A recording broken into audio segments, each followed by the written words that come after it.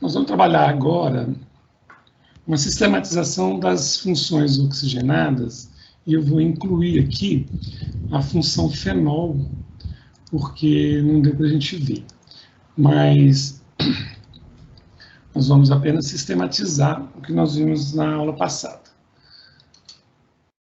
As funções oxigenadas, o próprio nome diz, tem o oxigênio, e a primeira delas seria os álcoois. Os álcoois, então, primeiramente, a gente tem que saber o conceito que vai definir cada função, para a gente não confundir as funções entre si. Então, os álcoois são compostos que têm a hidroxila, que é o OH, ligado num carbono saturado. Então, observe aqui que nós temos o OH ligado nesse carbono, nós temos o OH ligado nesse carbono, o OH ligado nesse carbono. Então, todos eles são álcoois. Agora, nós temos algumas classificações dos álcoois. Primeiro, eles podem ser alifáticos, que quer dizer o quê? Quando eles não têm o anel de benzeno na cadeia, ou seja, eles não são aromáticos. Eles podem ser cíclicos ou aromáticos, tá bom? Agora, observem o seguinte, que tem uma segunda classificação. A primeira classificação seria se ele é alifático, cíclico ou aromático. A segunda é quanto ao número de hidroxilas. Se eu tenho uma hidroxila, são monoálcoois, duas hidroxilas são os dióis, né? Ou seja, são diálcoois, e com 3 os trióis, ok? Uma outra classificação, que é a terceira, está relacionada com a posição da hidroxila, se ela está ligada a um carbono primário, secundário ou terciário. Então, a gente classifica um álcool como primário, secundário e terciário, se estiver ligado nesses carbonos, né? Respectivamente, primário, secundário e terciário. Agora, por que é importante a gente conhecer o conceito? Observem essas duas estruturas aqui, ó. Nós temos a hidroxila, só que elas estão ligadas a carbonos insaturados. E a primeira estrutura a gente chama de enol, que é um álcool ligado com a hidroxila ligado num carbono insaturado. E essa segunda estrutura é chamada de fenol, que é uma outra função que nós vamos trabalhar agora. Os fenóis. Então, como disse, nós temos o grupo hidroxila, só que a hidroxila está ligada diretamente no anel de benzeno. Então, aqui nós temos aqui, todas essas estruturas são fenóis. Tem as classificações também. Nós temos os monofenóis, ou seja, quando eu tenho uma hidroxila ligada a um anel de benzeno, um anel benzênico, né? Ou de fenóis, 2 hidroxilas, ou trifenóis. Certo? Observe que essas hidroxilas, elas podem estar em qualquer carbono dessa estrutura. Então, só relembrando que a gente consegue identificar o posicionamento da hidroxila ou de um outro radical, considerando aquelas nomenclaturas, né? Relacionada com os posicionamentos da estrutura no radical benzeno, no anel benzeno. Então, aqui nós temos a estrutura orto, né, aqui também, na posição orto. Aqui a posição meta, aqui também. E aqui a posição para. Ok? Bom, agora atenção. Para ser fenol, a hidroxila tem que estar ligada a um anel benzênico. E para ser um álcool, a hidroxila tem que estar ligado a um carbono saturado. Esse aqui é um enol. Esse aqui é um álcool cíclico.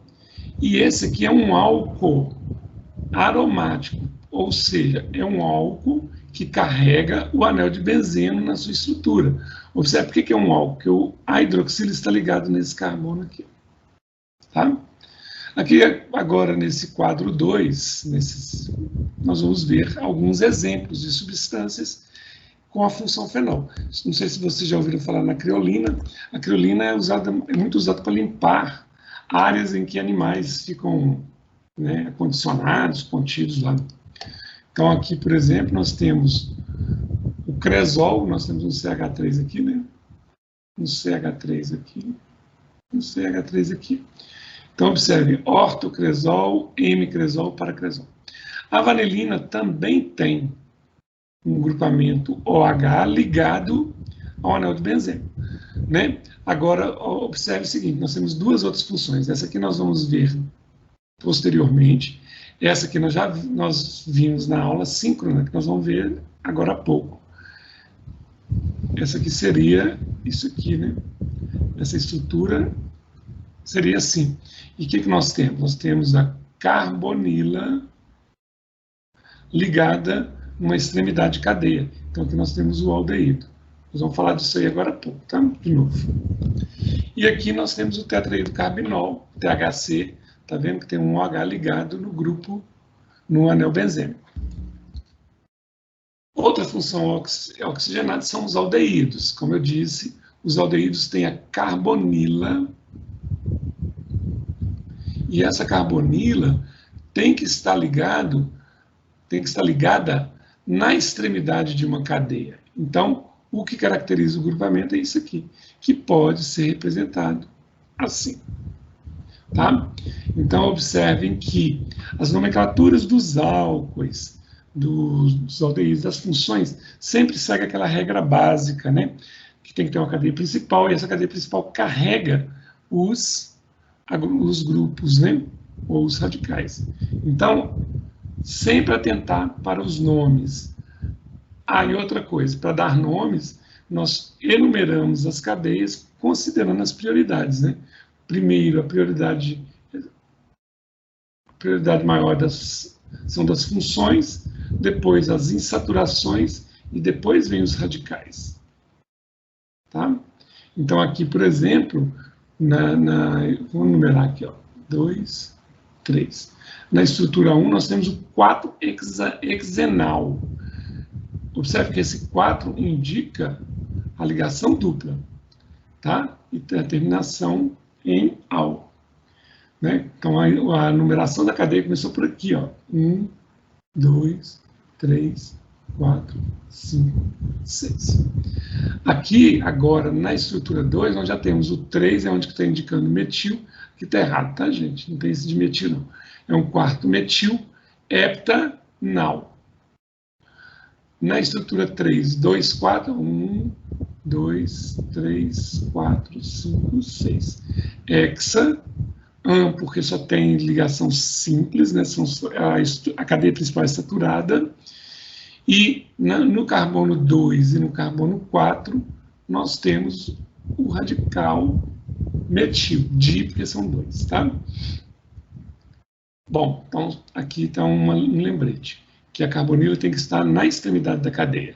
Então aqui alguns exemplos, no quadro 2. Aqui nós temos alguns exemplos de aldeídos, como o formaldeído, né, que a gente compra em farmácia, o aldeído cinâmico, que é o aroma de canela, tá? Ele é um aldeído aromático, carrega um anel de benzeno, e a citronela, tá vendo que aqui nós temos um grupamento C-O, e a gente completaria com H, que é um constituinte dos repelentes, né? Outro grupamento, outra função oxigenada, que é muito importante para nós, são as cetonas. As cetonas também têm a carbonila, só que ela vai estar ligada a um carbono secundário. Não tem jeito de ser um carbono terciário. Por quê? Porque a carbonila tem ligação dupla. Então, não tem jeito de fazer uma ligação aqui. Então, não existe cetonas formadas pela carbonila ligada a um carbono terciário. Tá? Então, é carbono secundário.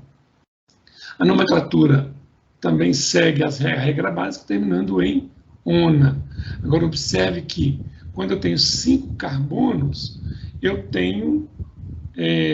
posso ter isômeros de função.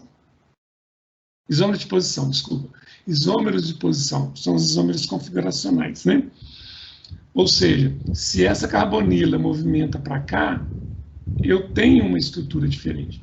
Por isso que aqui, nesse caso, é a 2-pentanona, e nessa estrutura aqui é a 3-pentanona. Tá? Agora, observe a estrutura 6, essa aqui que nós vamos olhar agora. Nós temos 4 indicando onde que está a carbonila. 2, 3, 6, onde está os radicais metil. Eu vou desenhar essa estrutura de novo aqui, só para a gente poder revisar em termos de nomenclatura. É sempre bom, né? Então tá aqui, ó. Aqui tem a carbonila.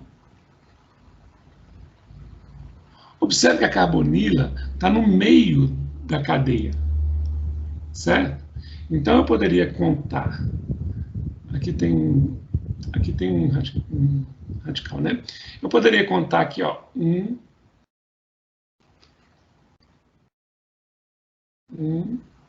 2, 3, 4, 5, 6, 7. Hepta. Então vai ser hepta.